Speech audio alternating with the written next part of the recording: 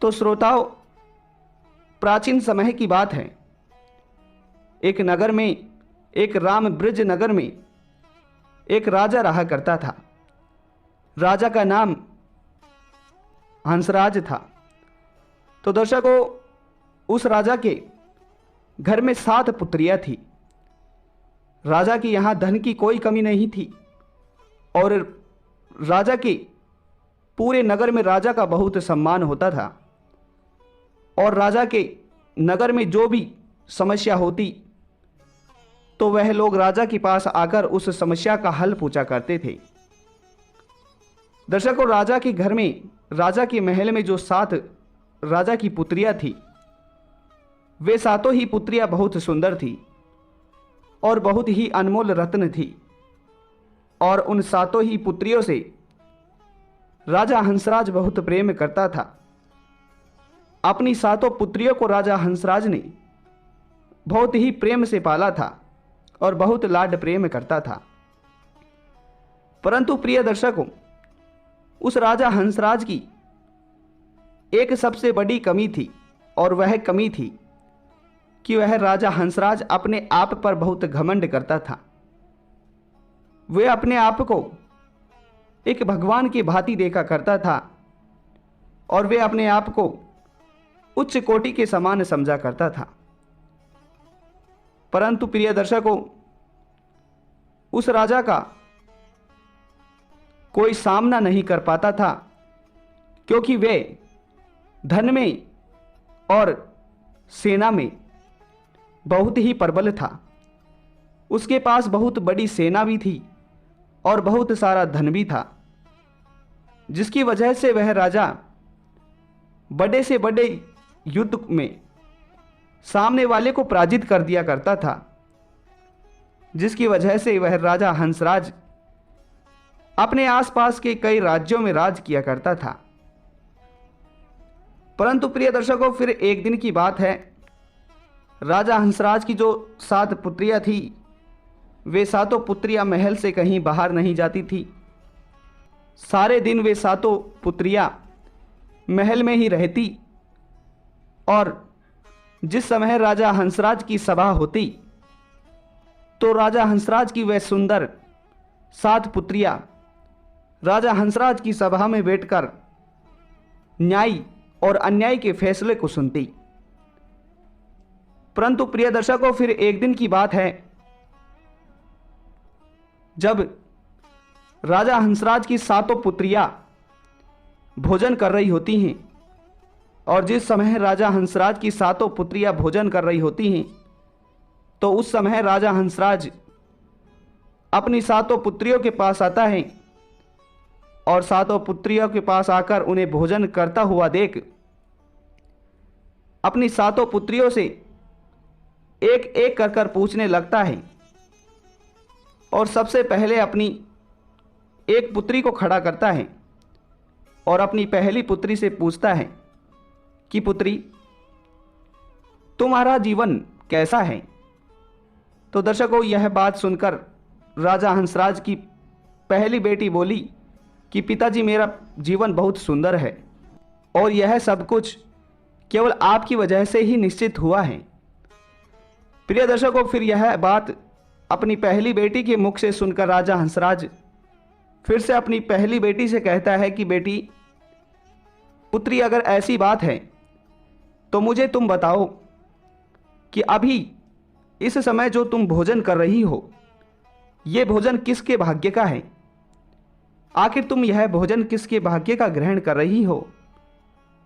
तो दर्शकों, उसके बाद में राजा हंसराज की पहली जो पुत्री थी वह कहती है कि पिताजी, मैं जो भोजन कर रही हूँ, यह भोजन मैं आपके भाग्य का कर रही हूँ, क्योंकि मैं आपकी संतान हूँ और आपके ही द्वारा दिए गए भोजन को मैं ग्रहण कर रही हूँ, तो यह भोजन आपके ही भाग्य का है। दर्शकों, फिर राजा हंसराज अपनी पहली बेटी के मुख से यह बात सुनकर बहुत प्रसन्न होता है और फिर अपनी दूसरी बेटी से पूछता है कि पुत्री, तुम किसके भाग्य का भोजन कर रही हो? तो दूसरी पुत्री भी यही जवाब देती है कि पिताजी, मैं जो अभी भोजन ग्रहण कर रही हूं, यह भोजन आपके ही भाग्य का है जो मुझे मिल रहा है। दर्शकों, फिर तीसरी पुत्री से वह राजा हंसराज पूछता है और कहता है कि पुत्री, तुम किसके भाग्य का भोजन ग्रहण कर रही हो? तो तीसरी पुत्री भी यही जवाब देती है। फिर राजा हंसराज अपनी चौथी पुत्री से पूछता है तो वह भी यही जवाब देती है। और इस तरह करते करते राजा हंसराज अपनी 6 पुत्रियों से यही सवाल पूछता है और राजा हंसराज की 6 पुत्रियां यही जवाब देती हैं कि पिताजी, हम आपके भाग्य का भोजन खा रहे हैं। परंतु उसके बाद में जैसे ही राजा हंसराज अपनी 7वीं पुत्री से पूछता है कि पुत्री, अब मुझे तुम बताओ कि तुम किसके भाग्य का भोजन ग्रहण कर रही हो।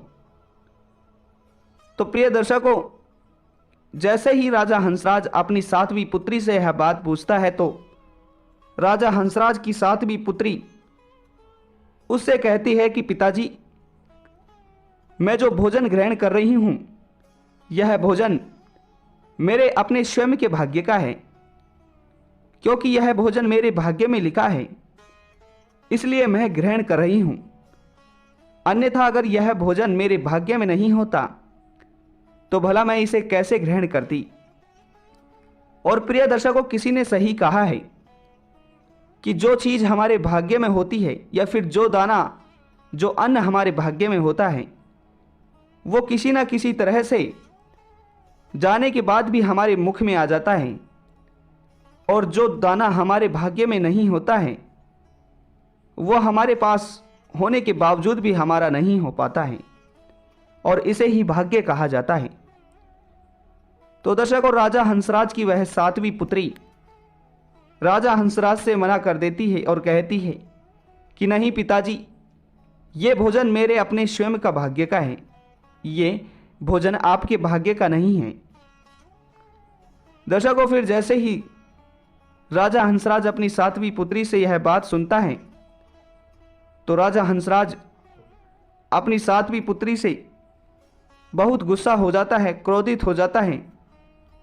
और फिर गुस्सा होकर राजा हंसराज अपनी सभा में जाकर बैठ जाता है। और सभा में जाकर बैठकर राजा हंसराज यह घोषणा करता है और अपने सैनिकों से कहता है कि सुबह होते ही, दूसरे दिन का सुबह होते ही हमारे नगर के मुख्य द्वार पर जो भी जीव जंतु या फिर जो भी टूटा लंगड़ा भिखारी या फिर जो भी जीव तुम्हें दिखे, तो उसे पकड़कर तुम यहां राजमहल में ले आना और उसका विवाह हमारी पुत्री 7वीं पुत्री के साथ करना है। प्रिय दर्शकों, राजा की 7वीं पुत्री का नाम मीरा था। दर्शकों, उसके बाद में राजा हंसराज यह घोषणा कर देता है और जैसे ही दूसरे दिन का सूर्य उगता है तो राजा के सैनिक नगर के मुख्य द्वार के पास जाते हैं और वहां पर जाकर देखते हैं तो उन्हें सबसे पहले एक मोर दिखाई देता है। और राजा के द्वारा दिए गए आदेश के अनुसार राजा के वह सैनिक उस मोर को पकड़कर राजा के दरबार में ले आते हैं। और फिर राजा के दरबार में लेकर आने के बाद में राजा उस मोर का विवाह अपनी पुत्री, अपनी 7वीं पुत्री मीरा के साथ उसका विवाह कर देता है। और विवाह के उपरांत राजा अपनी 7वीं पुत्री मीरा को उस मोर के साथ ही विदा कर देता है और मीरा से कहता है कि पुत्री, अब तुम पराई हो चुकी हो।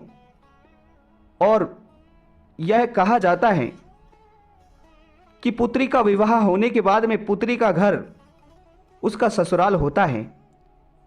और इसलिए पुत्री, अब मैंने तुम्हारा विवाह कर दिया है और अब ये घर तुम्हारे लिए पराया है, इसलिए तुम्हें अपने ससुराल जाना चाहिए।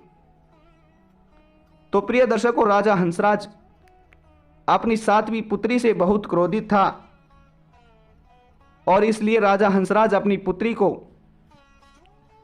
उस मोर के साथ जंगल की ओर विदा कर देता है। राजा हंसराज में इतना घमंड भरा हुआ था कि वह अपनी स्वयं की पुत्री से कड़वा सच सुनने नहीं चाहता था। प्रिय दर्शकों, उसके बाद में राजा हंसराज की पुत्री मीरा अपने पति परमेश्वर एक मोर के साथ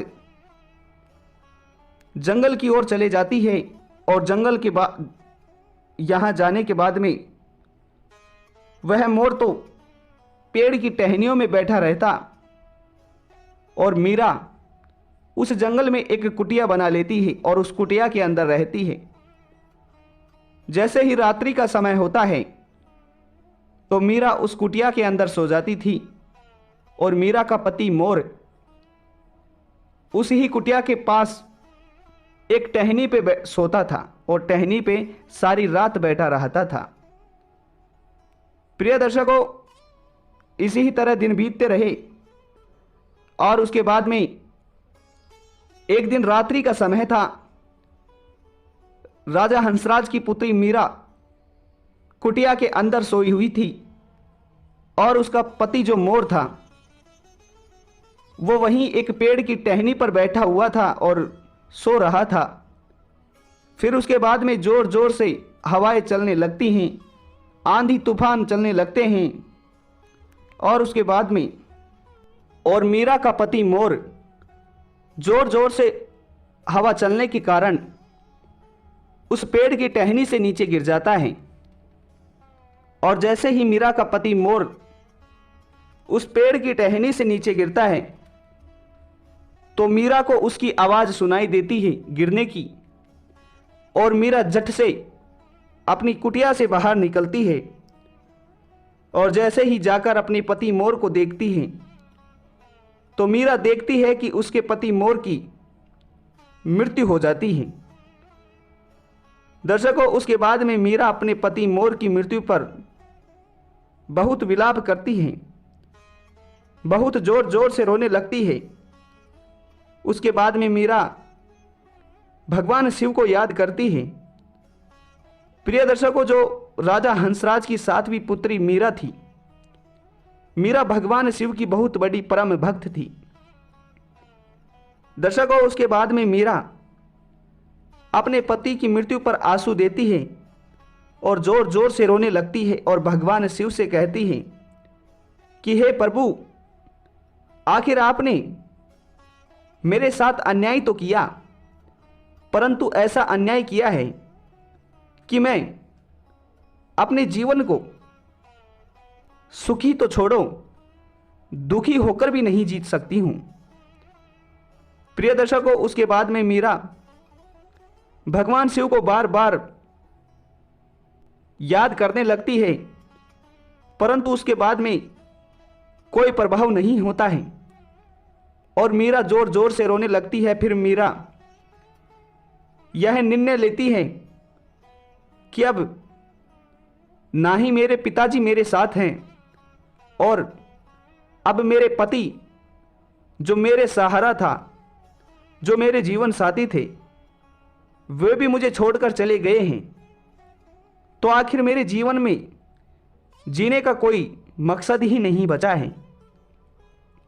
तो दर्शकों, उसके बाद में मीरा भी वहीं एक पत्थर पर अपने सिर को पटकने लगती है और जैसे ही मीरा अपने सिर को पत्थर पर पटकने लगती है तो अचानक से वहां भगवान शिव अवतरित होते हैं। भगवान शिव आ जाते हैं और जैसे ही भगवान शिव मीरा के सामने आते हैं और मीरा से कहते हैं कि पुत्री, बताओ ऐसी क्या बात हो गई है कि जिसकी वजह से तुमने मुझे यहां पर बुलाया है। प्रिय दर्शकों, उसके बाद में मीरा अपने पति की मृत्यु की पूरी कहानी और अपने जीवन की संपूर्ण कहानी अपने ईश्वर भगवान शिव को बताती है, अपने आराध्य को बताती है फिर भगवान शिव से मीरा कहती है कि भगवान, मैं आपसे एक ही चीज मांगना चाहती हूं और वह चीज है मेरे पति के प्राण। और मैं आपसे यह भी चाहती हूं कि आप मेरे इस मोर पति को एक पुरुष बना दीजिए, एक मनुष्य बना दीजिए। दर्शकों, उसके बाद में भगवान शिव मीरा की इस बात से सहमत हो जाते हैं और मीरा के पति मोर को पुनः जीवित कर देते हैं और एक इंसान का रूप दे देते हैं। प्रिय दर्शकों, उसके बाद में मीरा बहुत प्रसन्न होती है और भगवान शिव से आशीर्वाद लेती है, साथ ही अपने पति को एक मनुष्य का जीवन दिला देती है। और मीरा और उसका पति मोर दोनों मिलकर भगवान शिव से आशीर्वाद प्राप्त करते हैं और फिर भगवान शिव उसी जगह से एकदम विलुप्त हो जाते हैं। प्रिय दर्शकों, फिर उस दिन के बाद से मीरा और उसका पति जंगल को छोड़कर एक नगर में जाकर रहने लगते हैं और देखते ही देखते मीरा का पति जो मोर था वो व्यापार करने लगता है और वो व्यापार कर कर धीरे धीरे बहुत धन कमा लेता है। प्रिय दर्शकों, जो मीरा का पिताजी थे, जो राजा हंसराज मीरा के पिताजी थे, वे अपने घमंड के चलते और अपनी लालच के चलते अपने सारे राजपाट को गवा चुके थे और कंगाल हो चुके थे। दर्शकों, उसके बाद में मीरा का पति मोर बहुत धन कमा लेता है और देखते ही देखते मीरा का पति बहुत धनी हो जाता है।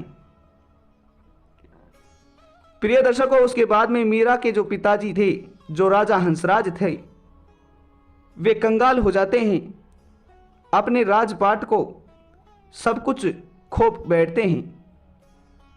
और फिर एक दिन की बात है, जब मीरा के पिताजी राजा हंसराज एक भिखारी के रूप में कुछ बेचते हुए उस ही नगर में आ पहुंचते हैं, जिस नगर में वह मोर और उसकी पुत्री मीरा रहा करती थी। तो दर्शकों, जैसे ही राजा हंसराज उस नगर में पहुंचता है और मीरा के घर के पास जाकर पहुंचता है, तो मीरा अपने घर की छत पर खड़ी होती है और मीरा की नजर उस खिलौने बेचने वाले पर पड़ जाती है।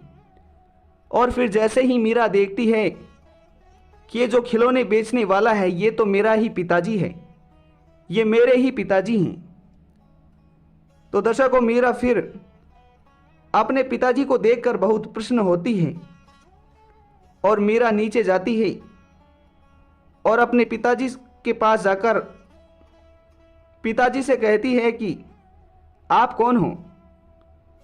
तो प्रिय दर्शकों, मीरा के जो पिताजी थे, जो राजा हंसराज थे, वे अपनी मानसिक बुद्धि को खो चुके थे, क्योंकि जिस समय उनका राजपाट छिना था तो उसके कारण वे अपने मानसिक बुद्धि को खो चुके थे,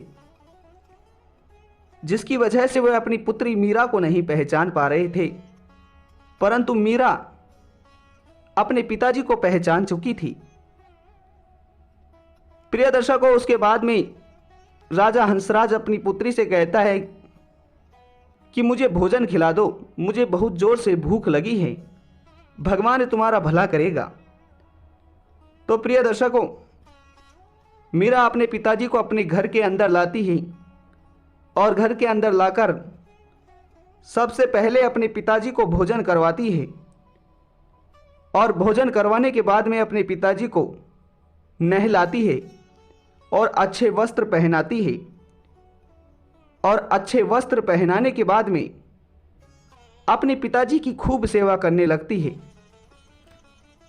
और दर्शकों, फिर उसके बाद में मीरा अपने पिताजी से कहती है कि बाबा, आप मुझे पहचान नहीं पा रहे हो। तो दर्शकों, राजा हंसराज अपनी पुत्री से कहता है कि मैं तुम्हें नहीं जानता हूं। तो दर्शकों फिर मीरा राजा हंसराज अपने पिताजी से कहती है कि मैं आपकी ही पुत्री हूं और मैं आपकी ही पुत्री मीरा हूं, जिसे आपने एक मोर के साथ विवाह करके अपने राज्य से निकाल दिया था। दर्शकों जैसे ही मीरा अपने पिताजी से इस बात को कहती है तो राजा हंसराज को धीरे धीरे से याद आने लगता है और राजा हंसराज यह सुनते ही अपनी पुत्री मीरा के चरणों में, अपनी पुत्री मीरा के पैरों में गिर जाता है और जोर जोर से गिड़गिड़ाने लगता है और माफी मांगने लगता है और कहता है कि पुत्री मुझे माफ कर दो, क्योंकि तुम्हारे वजह से मैं अपने सारे राजपाट को खो चुका हूं और मुझे इस बात का पता अब चला है कि मैं तुम्हारा भाग्य नहीं हूं, बल्कि तुम सब पुत्रियां ही मेरा भाग्य थी। और जिस दिन से तुम मुझसे दूर हो गई थी उस ही समय से मेरा भाग्य भी मुझसे दूर हो गया था।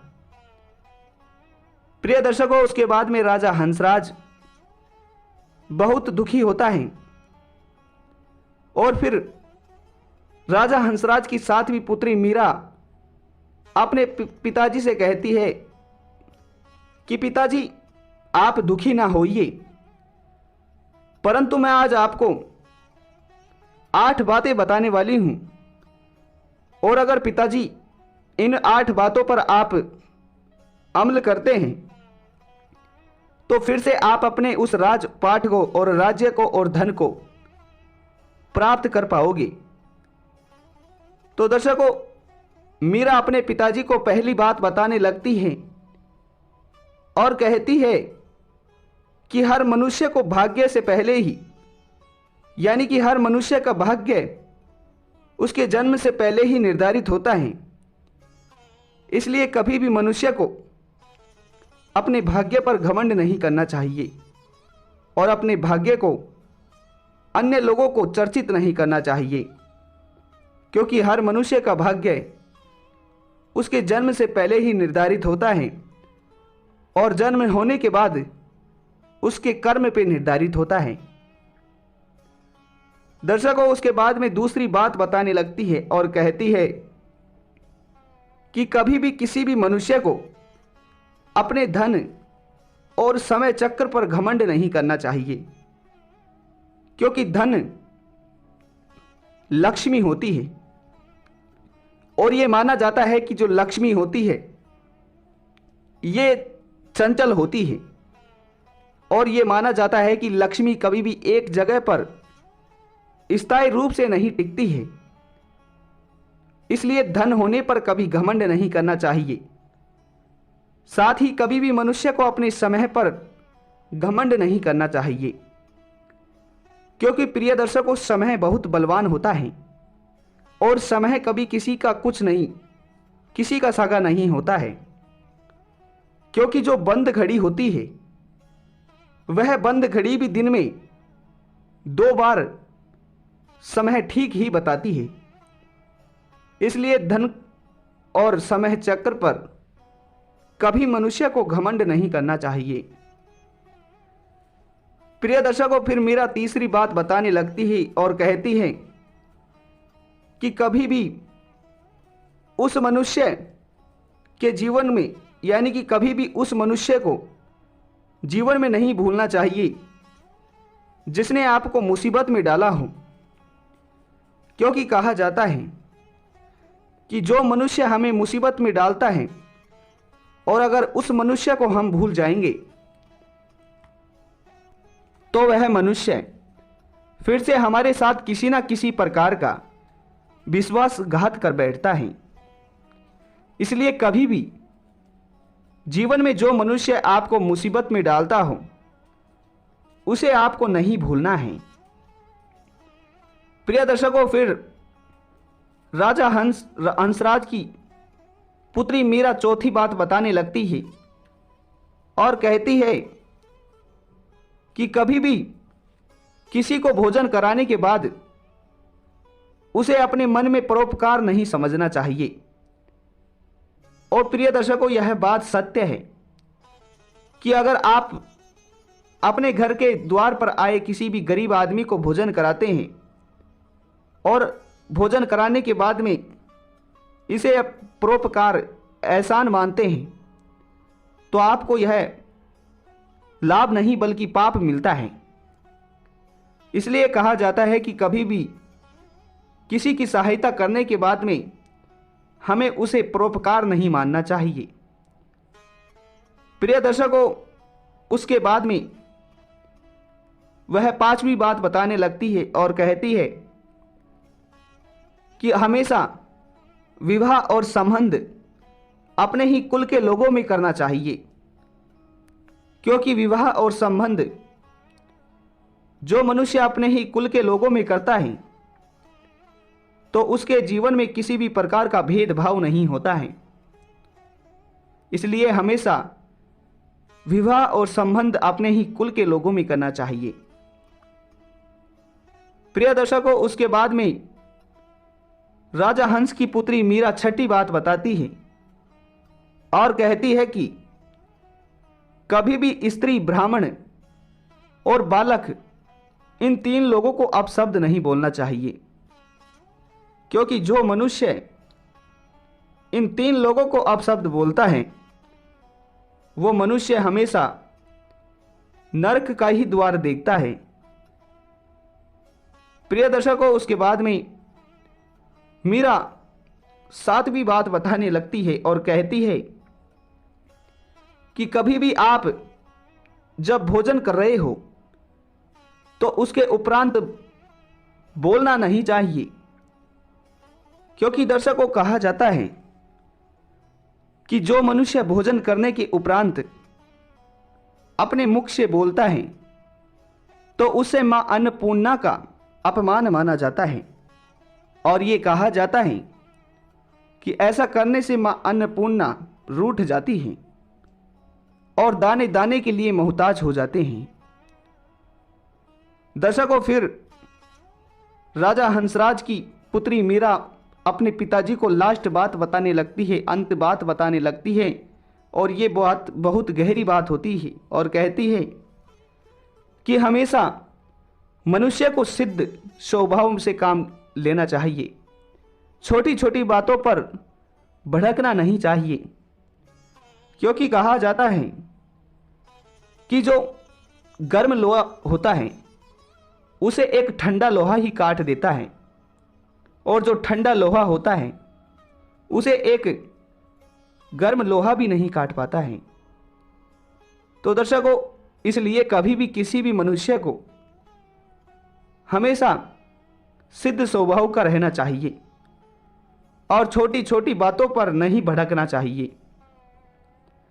तो प्रिय दर्शकों, राजा हंसराज की पुत्री मीरा अपने पिताजी को यह 8 बातें बताती है, और ये जो 8 बातें मीरा अपने पिताजी को बताती है, ये 8 बातें वास्तव में बड़ी ही ज्ञानवर्धक होती हैं।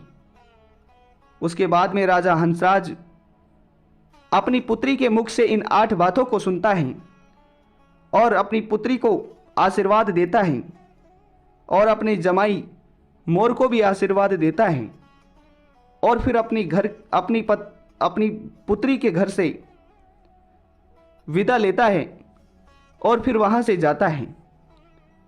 और दर्शकों, अपनी पुत्री की बताई गई इन 8 बातों पर राजा हंसराज अमल करता है, और देखते ही देखते समय अनुसार वह फिर से अपने राज्य को प्राप्त करता है और अपनी मान सम्मान को भी प्राप्त करता है।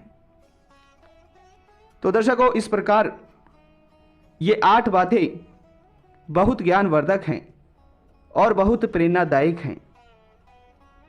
इसलिए इन 8 बातों पर आप लोगों को हमेशा अमल करना चाहिए, और ये 8 बातें बहुत बड़ी ज्ञानवर्धक हैं। ये 8 बातें आपको धनवान बना सकती हैं, और अगर इन 8 बातों पर आप गांठ बांधकर